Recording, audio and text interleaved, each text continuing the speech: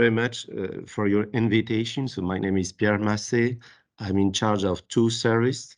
The first one is forest fire protection in the southwest of France. That means 1.6 million hectares of forest with a high level of fire initiation. And the second service is called GIP, Aménagement du territoire et gestion des risques, which is very French. It's pure produce mapping and data management, particularly for security service in the event of crisis. And all the methods we use for crisis in GIS are coming from forest fire management. That's why I'm dealing with the two services. And in the second services where we use GIS for forest, but for very, very different problematic. I will just give you an example as avian influenza for effects for ducks and chickens, bovine tuberculosis. And we make GIS also for the government and for the private society. And we are dealing to make people working together, even private and government activities. I would like to develop the problem of the fire in southwest of France and to share with you what we call explanatory factors. With a look back at the year 22. And first of all, I will share with you the strong fire pressure we have. In this region of Southwest, we have a region with a very big history of fire, with 82 deaths in one afternoon in 1949. Also more than 400,000 hectares burned between 40 and 49. It should also be noted that throughout the entire first half of the 20th century, there were very regular major fires with more than 100,000 hectares burned. Following these fires, 3 points were developed in the region. 2 points, sorry. The first one was developing a fire brigade in all the area and also developing prevention, and I'm in charge of prevention. First of all, the southwest of France with the department of Gironde is one of the areas in France where there are more fire outbreaks, more than the southeast of France, but the southeast is well known. The second point that I want to share with you is that forest fire in southwest of France and in many parts of the world is also a common risk which occur every day, and it can become a major risk with very bad consequences.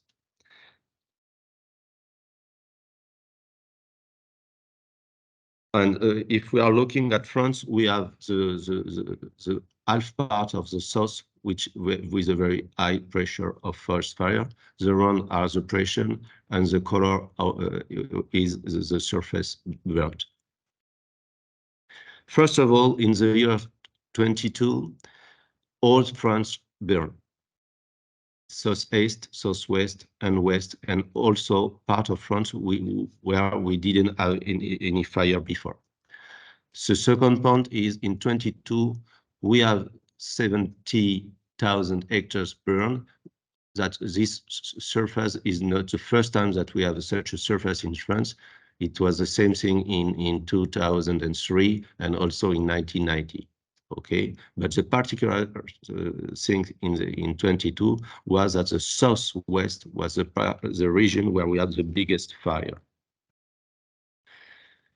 So we had in this region around 3,000 fire and 33 hectares burns.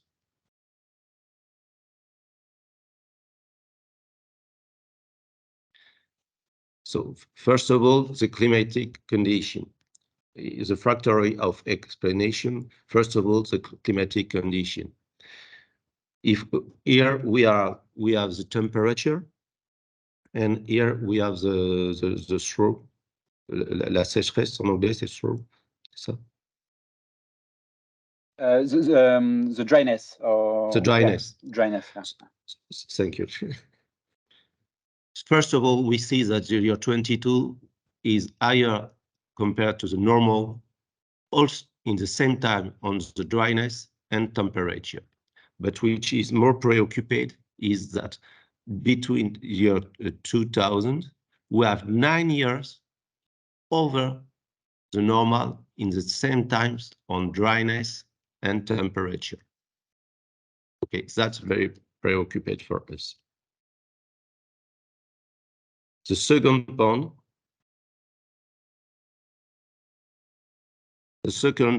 is this is a map coming from Météo France, which is the National Institute, and it's a production they made in 2010.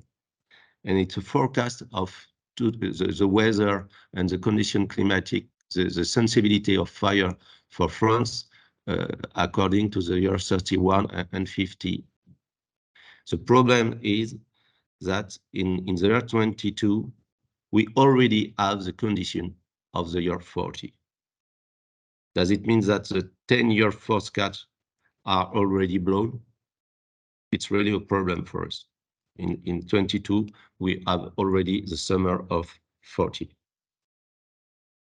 This condition climatic play a role both on the outbreak of fire, but also on the simultaneity of fire outbreaks, which is the other aggravating factor.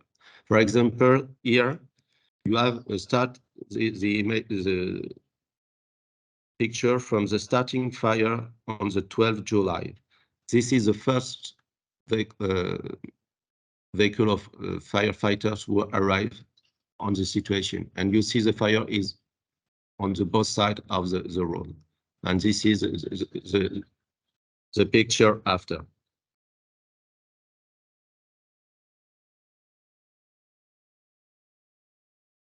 So first of all, when we have a fire ignition, the conditions are very dry and very hard. Second point is we have many fire in the same time. On this Gantt, each point is a fire ignition, and that's the time the firefighters are on the fire. In the same time, they are, for example, they are fighting the fire of light test. There are many fire in this area, and this is a very important thing that we have to take care of. According to the fire. I used I don't like the term mega fire. I prefer I spoke about fire outside of the statistical norm. For example, last year with 0.6 fire burned more than 99.6% of the surface. Okay.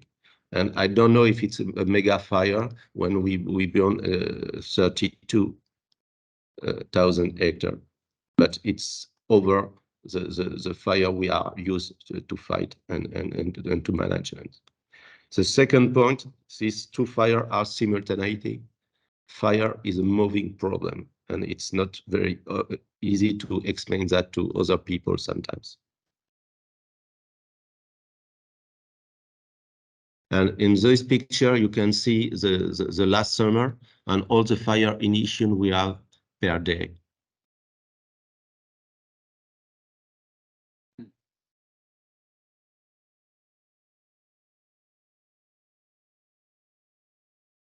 So as we have been indicating for a very long time, there are other explanatory factors which worry us a lot about the evolution of the risk, in particular, the increase of the population.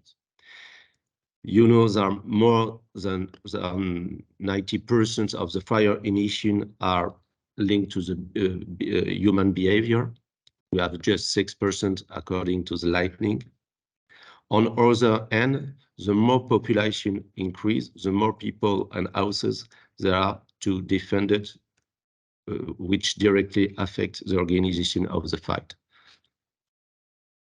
Okay, I'm sorry, I don't have any more picture on my presentation. We have more and more houses in on the land, and it's become a very big problem for land management and firefighting. For example, in this area, which is according to be a very forest area, we have more than 20 houses per 100 hectares burned.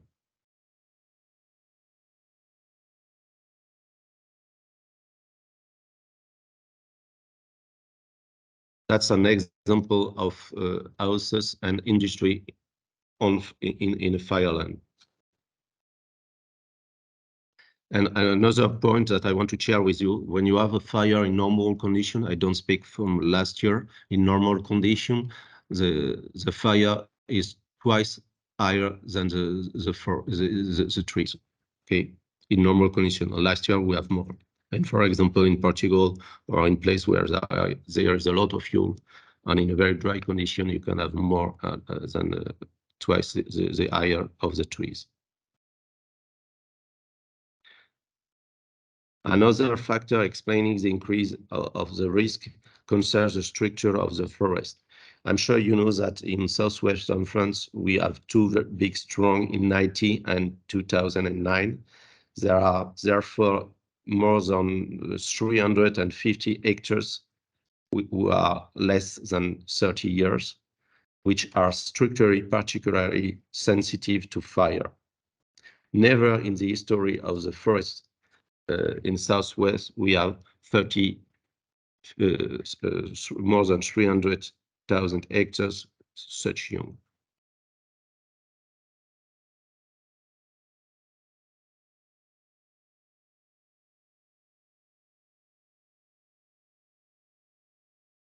So there is a very big mass of fuel that we have to fight everywhere, that a firefighter has to fight everywhere. And we also have jump fire. Another point that I want to link out is that in this part of France as well, we have a very big fuel fuel as in many parts of Europe, and also we have special soil. And the fire was underground on the soil during 3 months, and we had more than 180 kilometers of fire to watch, and that was the works of the DFCI that I manage. The second point is that the soil burned. Here, for example, the soil was burned on more than 80 centimeters. And here you can see that the trees are falling because the roots are burning and also the soil were burned. And we have green tree who fall on the houses because the soil was burning and the roots were burning. So that was the job of, I'm sorry, I thought it was in English, but I will send you in English.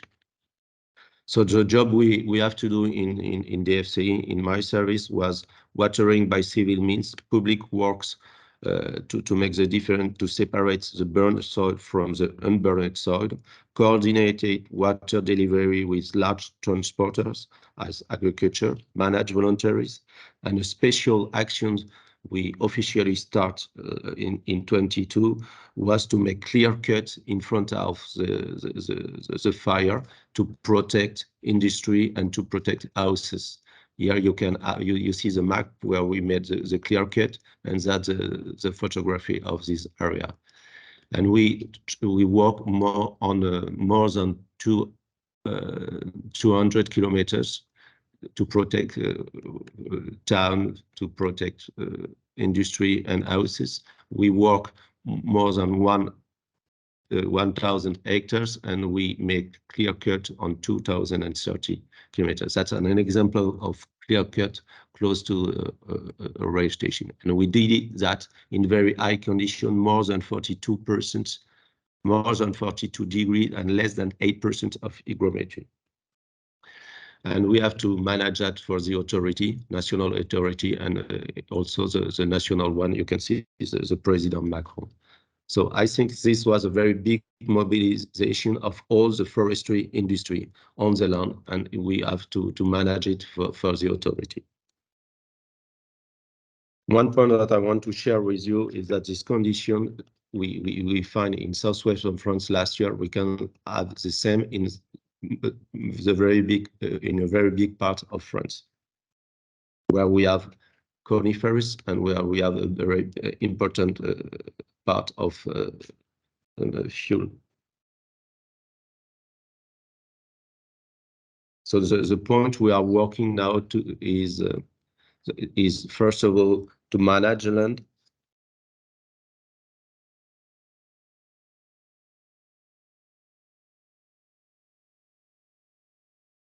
Our motto in this DFC is humility and choice. We have to make choice. The first one is to manage the land. We have more than 42 kilometers of forest tracts and more than 5,000 water points. And the forest owner in this region are paid each year. And we have also subsidies from the European, from the Union European, and from the national state and the local authority.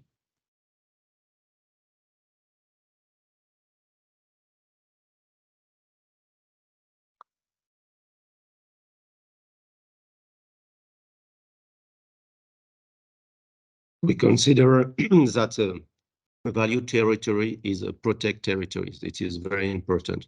We must think about maintenance. The Americans say money makes safe.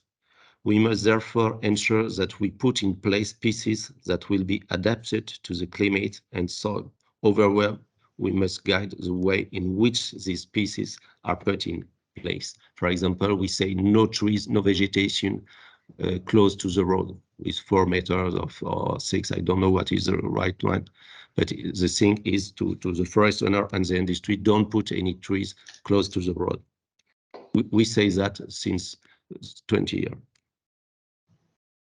We have recommendation in terms of silviculture. For example, no plot more than 25 hectares without road.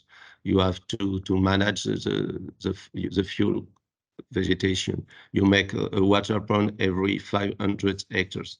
That's the goal we have. That's not what we reach.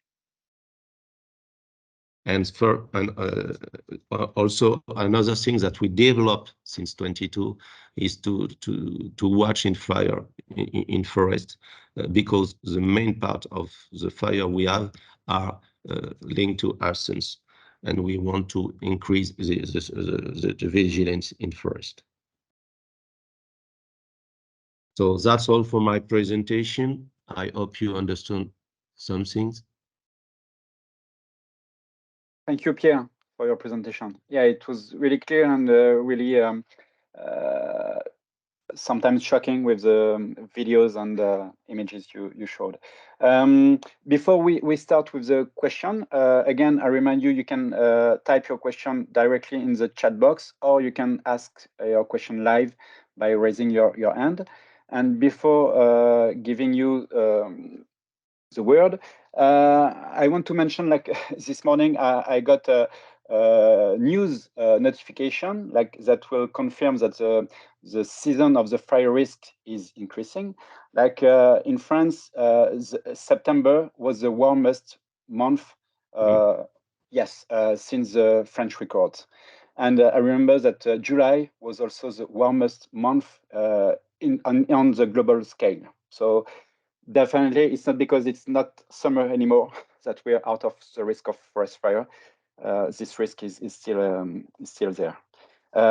So I see no question in the chat box, but perhaps you have a question you can ask live. Yes, I see Nicolas.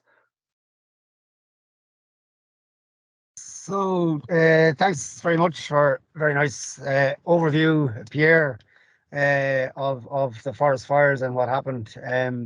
Just a question then, since we're talking about 94% of these fires are caused by humans, is there now restrictions? I mean, I spend a lot of time down in that side of France, and is there now restrictions on building, say, new houses or factories and things like that in this area, or is it just still you apply and you can continue to, I suppose, encroach more on the forest area? No, there are restrictions, and also, but whatever you have restriction, all the area is a very big forest. Okay, so when you put a house more or when you put a field, it's in the forest. The thing is, in this part of France, like in most part of the world, in the coast part of the world, we have a very big increasing of the population, like in California, in Chile, and other parts in Europe. The fact is that the government and the political don't want to see that. If you increase your population, even if you plan the increase of the population, you increase the risk. So whatever we have a plan, it's increase the risk. That's what I said, humility and choice. Humility, whatever you do, you can be destroyed by a very big fire, but you have to make choice. If you want to plan the construction of habitation, you need to take care of all the risk and the fire risk also. That means that you should have a forest trail around the construction, but it's cost a lot. Okay, that's a choice. If you and a non-choice, I don't know if in English it's a good word. Non-choice is a choice, and political don't like when I say that. Non-choice is a choice. Thank you, Pierre. I continue with this question about the cost of firefighting, forest protection. There's a question in the chat box. So, how do you deal with this cost? And you said like you get subsidies from the state, from Europe, and what is in charge of the forest owners, perhaps? Yeah. Okay. The average of among we pay per hectare for prevention is around 4 or 5 euro per hectare and per year. Okay, the local owner pay 2.5 or 3 euro per hectare, and after we have subsidized from Europe and local government. But the amount you have to think about is around 4 or 5 euro per hectare to make prevention. Okay. Thank you. Pierre, could you tell us a bit about the last law that has been voted this July regarding this forest fire and the change in the obligation of management plan for the forest owner? You see the threshold that has decreased from 25 to 20 hectares. Yes. Okay. I will try to give you a good answer.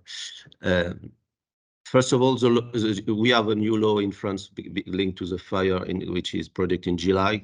As every crisis, we have a new law. That's in all the world. That's normal. First of all, that's normal. It's better than before. Okay. Second point. But I didn't. I participate with the political to the redaction of the law, and we make lobbying and so on. We have some progress. The first point is, Benjamin, you said it, now we have to manage forest, if I made very short, and the level is decreasing from 25 hectares to 20. Our position in the DFCI, which is not, for example, the same position as all the foresters, and that's not only my position in forest fire protection. Whatever the level is 25 hectares or 20 hectares, the more important thing is that in the management, you take care of the risk. Okay? If you don't take care of the risk with the management plan more than 25 hectares, it's not because you're decreasing the levels that you will better protect your territory. So first of all, take care of the risk in general and the fire risk in the management of forestry. Okay. If you can do it with smallest property, it will be better. But it's a second point. Yes. Is there? Yes, I see Manning. I see. Yes, you can open your mic and ask your question. I see. Sorry. Yes, Manning. John. Hi. Thank you. Sorry. Hi. Thanks for the presentation. It was really good. I went to the southwest of France this year, and I could see the fire damage quite clearly, and where you made the clear cuts to prevent further spread. It was really interesting to see. One of the other observations I saw was that oak trees are a natural or grow naturally in that area. And I was wondering if diversifying the tree species, such as using oak, if that could help reduce fire damage and create resilience in the forest. Okay, so we have oak in some part of the region, but not in all the region. First one. Second one, the question of the species. On my point of view, forest fire protection. Okay, I want management of forest. You put what you want, but manage it. Okay, and don't manage it during the 2 first years because you have monies, because you have subsidies. What are you going to do in the next 10 years and the next 20 years? Okay, and how do you manage the fuel? That's my position, very strict, and it's the same since 30 years, even after the storms. Okay, for example, if you put oak, okay, and how you are going to manage it? Okay, because in very few places we saw that people say we are not using the Pinus pinaster, we will put another species, and this species is not very well accompanied at the beginning, and it's decreased, and people doing no management, nothing, and it was worse. The solution was worse than the problems. And that's the same thing in all parts of the world. If you want to protect your forest or whatever, first of all, take care of it. And you have to make choice according to the forest fire. That's great, thank you. Like forest trail. If you want to make a forest trail, it's a choice, it's cost. There's no tree, no production, but it's an investment to protect your land and your environment. Right, thank you, Pierre. You're welcome. Thank you. Thank you, John, for your question. Nicolas, question? Yeah, just back to, I suppose, this one could be a difficult one, or it could cause problems in terms of the biodiversity strategy and all this latest EU, I suppose, emphasis on, okay, climate change and more especially protecting the biodiversity.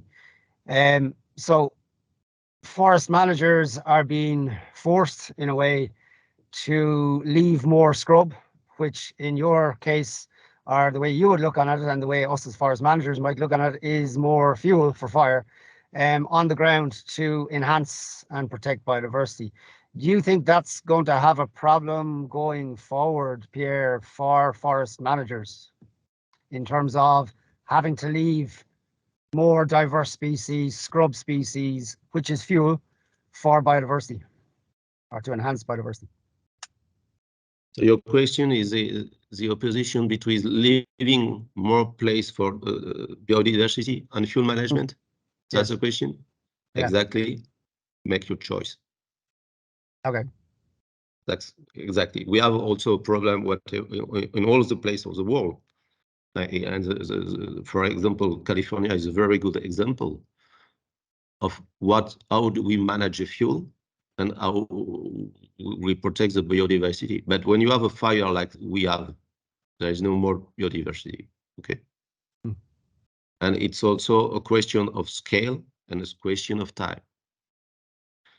For example, if you manage the fuel linked to the road or linked to the houses to protect all the territory, including the people, is that an equilibrium? I think you can find a solution. In some place we have the same problem. People said no forest road, no trail, but we have problem. And it's a question of scale and a question of time. But we don't have the solution. This is a good key, we don't have it. But it's a political problem. At one time, it's a political problem. And now the law changed in France and say, for example, around their houses, people have to manage the fuel, and it's an obligation for people from their houses, even in forest, the neighbors. And now the law say the most important thing is forest fire protection according to biodiversity around their houses. It's a political choice. And each society, and the main problem is, I don't know if you know the farmer it's an approach between everyday risk and major risk. The very at the end, in forest fire as in the other risk, the thing is, what is the risk that the society admits? That's the question at the end is always the same. Thank you. This question of the choice is very important, especially for the research. Yeah. That's why I'm very push today, because we need to have exchange with the research. Thank you very much for your invitation. Yeah, a comment. My understanding about the safety principle is that the objective is not to stop fire. Like it's pretty hard to stop fire or to prevent the fire from happening. But the objective is to slow down this progression of this fire among the vegetation, and to give time for the forest fighters to intervene. And is that's the sense, or is? Our first goal is to have no fire, no initiation. Yes, yeah. And that's a problem, because in our mind of the society, because there is a very big lobbying of forest fighter, which is normal. The people are very focused to the answer of the problem, which is the surface of fire. But the surface of fire is just a consequence of the fire initiation. And in general, we have to work more and more on the fire initiation. Okay, and that's very difficult. Okay, and after, when you have a fire initiation in a bad condition, firefighters start to stop the fire. And our job, my job, is to prepare the land and to prepare the forest in order that the job of the fighter is going more and more easy in a safety condition. Okay, we have the last year we have 3 months of fire non-stop, and we have a very big change. We have no death on this area. 50,000 people. I don't know how do you say evacuate, put out those. I don't know what it is. Evacuation of people, or evacuation of safety people. place. Okay. Yeah, another comment, Pierre. It's I think your graph about the evolution of fire risk was very interesting, as you show like the evolution of the surface of wildfire since 1976, and what I understood, like it's until since 1990 there is less surface of fire every year. I would say, like in average, there is of course very high peak of fire. There is less fire than before, and I was wondering if it was thanks to the management that has been developed in the forest for the protection of the forest, the different roads, and so on, and that has decreased the progression of the fire when it happens. But then we can see like the effect of climate change. Like the fire, once it arrives, it is stronger, it is harder, and it's really more difficult to stop. So that's why it's larger in surface, but perhaps they occur less often, but very, very strong. I don't know if okay. you want to... You are speaking about this figure? Yes, exactly. Yeah. So first of all, this picture is here is a surface burnt. Okay, it's not the pressure. It's not the number of fire. Okay. Okay. The number of fire is stable. Okay. The fact is, when you have more and more people, you have more and more initiation. Okay, and more people to defend and houses to defend, and also you can have more simultaneity fire initiations, which is a very, very important point, and not in southwest of France, not in France, but in all Europe. When it's burning in Italy, in Spain, or in Scotland, In the same time, it's become a new European problem. Okay, so first of all, take care. We have a pressure of fire which is stable, but according to the evolution of the climate, when we have a very dry period and a very high temperature, the initiation made by people become very more dangerous. Okay, that's what we said since a long time. That I think that people became to even the French people start to understand that we have a climate evolution. But the fact which is very less considered is the evolution of the population. Campfire in California, for example, you have a town of 27,000 people, and the back of the town close to the forest is 10 kilometers. When the fire come on campfire in the year 2017, the fire come on the town, and it was 10 kilometers of town under the fire. And it became a fire not more of forest, but a fire of village. One house is burned per minute. Okay. That's why I don't like to speak about mega fire. I think that I made the studies in the year 18. I think we have in year 17, we have different parts of the world with very big problem. Australia, 4.5 million hectares. California, campfire, 150,000 hectares, but with a lot of dead people in village. Chile, the first time they burn 5,000 hectares. In the middle average, Chile burn just only 50,000 hectares, and they have less than 10,000 people, 10 people dead. And at the same time, we have fire in Portugal and in Sweden. All these fires are different, but in all this place, we have what I call, I don't know, the English name is rupture. I don't know, break, what is the English translation, in the normal fire. So question we asked before the last year, what will our break in the forest fire protection system, for example, in France? And we say that a fire of 5,000 hectares can make the system of forest fire protection, even prevention, very bad. And the last year, we have 2 fire of 5,000 hectares in the same times. And it was not a hazard, because the second one was started by a people who knew that the first one was very bad. And 6 days before, he started a fire in the same place, but it was only 6 hectares. I see Lere as a question. Lere? Yeah, hello, good morning. I'm sorry, but my camera is not working today. So bonjour, Pierre. Hello, Lere. From UCE.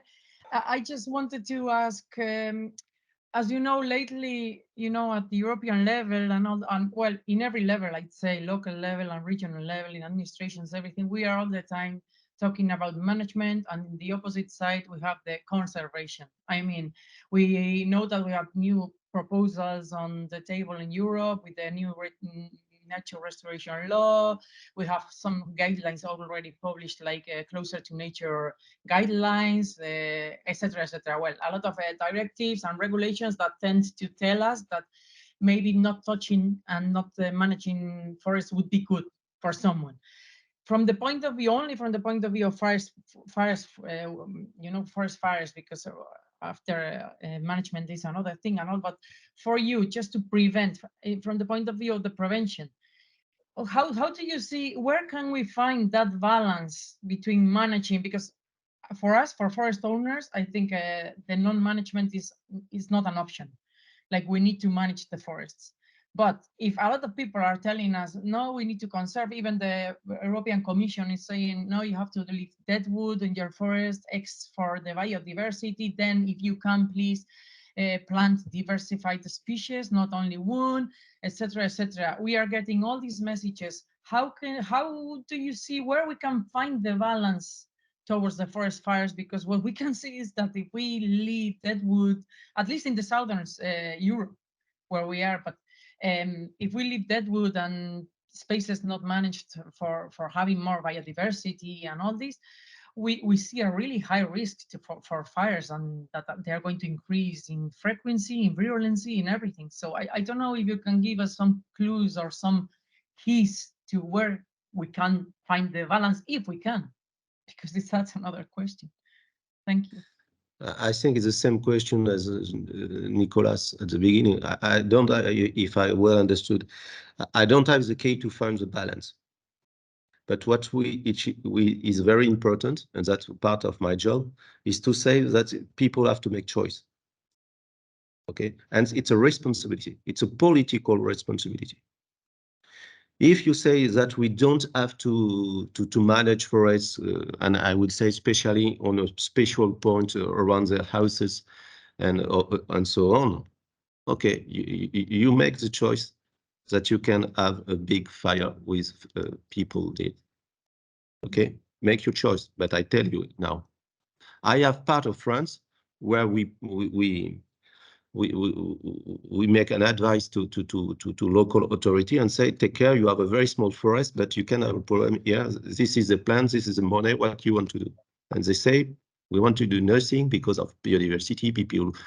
People don't understand it. The same people, 7 years after, they burn on a very small forest of 300 hectares, they burn 250 hectares.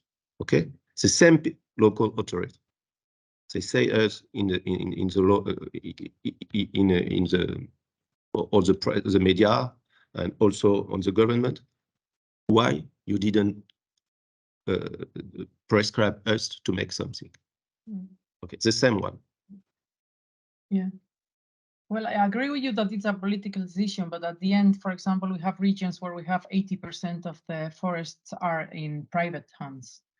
So, okay, politicians make them decisions. They tell us maybe to do some closer to nature or to conserve or whatever. And what is bringing our territories is for an abandonment by the forest owners. So that for you, firefighters and all that, I wouldn't say it's good, not for you only, for society. Because abandonment is going to bring us to, it's going to bring us, I mean, to the catastrophe, to the disaster. And we are thinking that, yeah, you're right. It's a political decision, but it has some consequences for the private forest owners, which in Southern Europe are a lot. And what we are seeing is that people are getting tired and they are abandoning their forests. So that's not good for anyone. So there's something that we are not doing well. Well, that's my opinion, I have to say. But I would like you to say, how do you see in the, you know, from the point of view of the private forest owners? It's very complicated to explain people that there is no opposition between biodiversity and take care of the landscape. If you want to take care of biodiversity, you have to protect this biodiversity. Yeah. And especially we have to say that to research people. Okay, all the people who are working on research, and it's very normal, we need people from research. They are very often focused on one point. Okay, and sometimes, okay, they are very good in this point. We need to have their knowledge on this point, but on one hand, we have to make choice. That's why I say choice and humility, and it's also a problem of scale. If you are just looking at the biodiversity of, I'm very sorry, of one problem, you don't have a systemic system. But the world is changing, the climate is changing, and also we are more and more people. We change also the increase of the risk. I'm sorry to be so pushed, but I don't have more than 10 minutes, so I'm very pleased to be with you. A question, Pierre, to come back to the statistics. You showed like, I think it was like 95% of the fire were caused by human. Do we know what is the percentage of the criminal fire?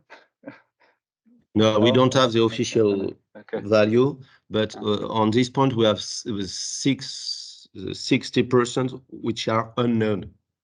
Okay. Okay. Okay. Yeah. And okay, unless you guess. And the last year, for example, we have a very big problem with criminal. Okay. 13. We have on one department we have 13 places where people were put in the fire in very bad condition. Sorry, Benjamin, can I just come in there just a second and just on that point? Yeah, on that point, Pierre, do you know the reasons why people are burning the forest? Is it because they don't like it, or is it just because they are arsonists and they like to light fires? You know, is there a reason? I know there's agricultural reasons where they will burn certain parts, but have they a specific reason, or no? You don't really know. In general, in the world, if you're looking to the fire area burn in the world, the more are linked to the agriculture, and the more part is in Africa. Okay, that's the FIO statistics, and they burn also for land, not only forest land. In southwest of France, the problem in France, what I saw, I'm working on this subject since 30 years. The more often is people who have a social problem, social of depression, alcohol, out of the society. That's the more important people. We have some problem even in very young people. Okay. We don't have any more problem of hunting or agriculture, because if the fire is burned, you have to make also forestry. You can change the production. And what we call arsons link pyromane, I don't know if in English what it is pyromane. It is very, very small part, because I just met one once, because it's a sexual problem. It's the real pyromane is linked to a sexual problem. Okay. Okay. So the most one are problem with social. Okay. Thank you. And some want to see firefighters. We have some people who want to see firefighters, but very often they are linked to social problem. Okay. They are going with the babies in the forestry and the staff to put the fire under the I don't know what is the name of the poussette, like the car of the baby. Okay, so I think they also have social problem, but they say I want to see a plane. Okay. Thank you. You're welcome. Is there any question? I see no reaction.